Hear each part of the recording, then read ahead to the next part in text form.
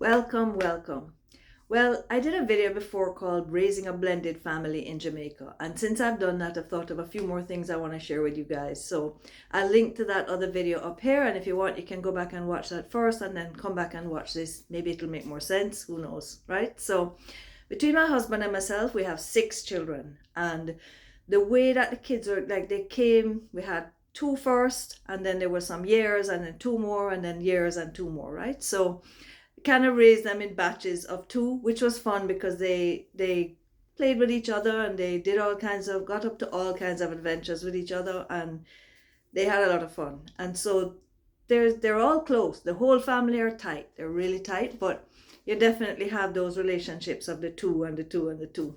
So anyway, they're all very close. But here's the thing: when you have adult kids, like right now with social media and all the different messaging platforms, them have like them siblings chat, and it's like the older ones raise the younger ones because they're so tight, and we as parents don't have a clue what they're all advising each other on, but them raising one another, that's how it is. So anyway, when you have a lot of kids, you tend to have a little bit of everything. Everybody's different and unique, but there's a common thread among us here, and it's a sense of humor. And when we get together as a family, everybody talk at the same time. We're quite a loud bunch, and we like to cook together, and we like to talk about our memories of times in Jamaica and the adventures that we had, and we play music and we play games. And now there's also grandchildren, so there's a 12-year-old and a 3-year-old and two 1-year-olds plus all of us. Sadly, the eldest son is still in Jamaica, so we don't see him as often as we would like, but we try to get together as a family as much as possible. All this COVID stuff allowing and so on. So anyway, we used to spend a lot of time on a Sunday morning all around the dining table. We tried to eat all the meals together at the dining table. It was a key time in our day where we would talk about what we did and share stories that happened through that day. And on a Sunday morning especially, we would sit at that dining table, and sometimes, I'm telling you, it was like 2, even 3 hours we would sit there. First we would start with fruit, and then we would have all kind of Jamaican breakfast, whether it's saltfish rundown or mackerel rundown or herring or, stamp and go, or sometimes fried sprat and bread and all the Jamaican breakfast, right? And meanwhile we're talking and we're sharing, and then their father would bring out the gleaner and start to read events that were happening during the day, and then he would talk to them about current events. And very often there were lectures involved and life lessons being taught and all this around this table. And then you kind of sit there long enough till you feel peckish again, and then the hard old bread, either toasted or not toasted, with the butter and jam, and children having Milo and adults having coffee, and it would just go on and on. And that was our Sunday thing. It was a really like the hub of the week where we gathered and we spent time together as a family.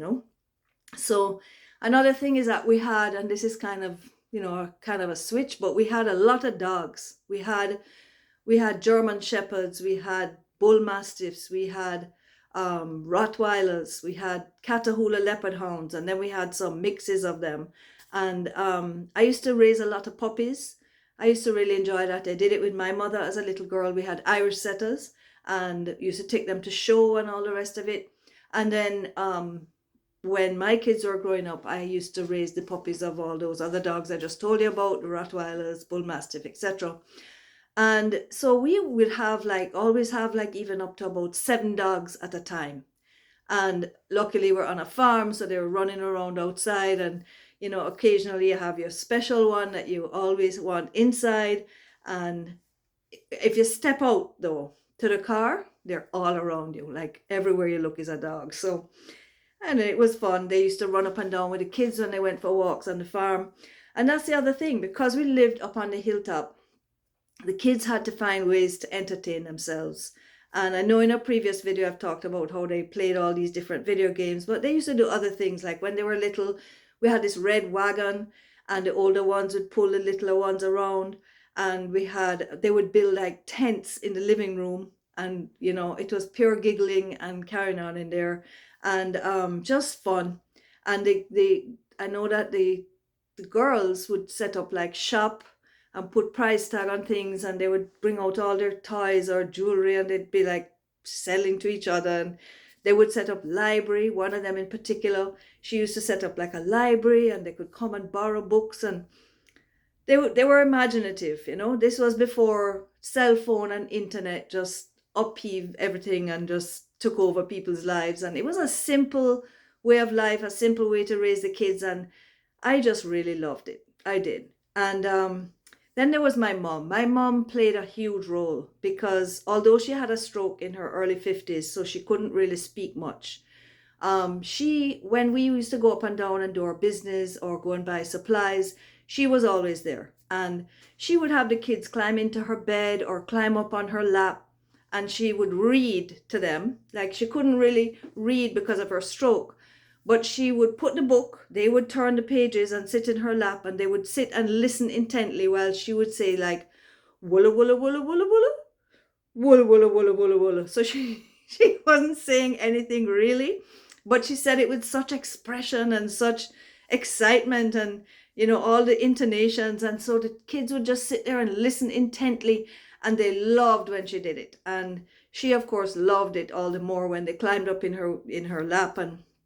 And so she was a constant for them, always there, and they were very, very fond of her. So that's my little stroll down memory lane for today, and I hope you enjoyed it. It's just, you know, the fun times of raising kids on a farm in St. Anne in the days before, as I say, internet and cell phone just blew up our lives. So anyway, I hope you enjoyed it. Please share with your friends and family, and subscribe and hit that notification bell to get them messages when they come in, to know when the videos are coming.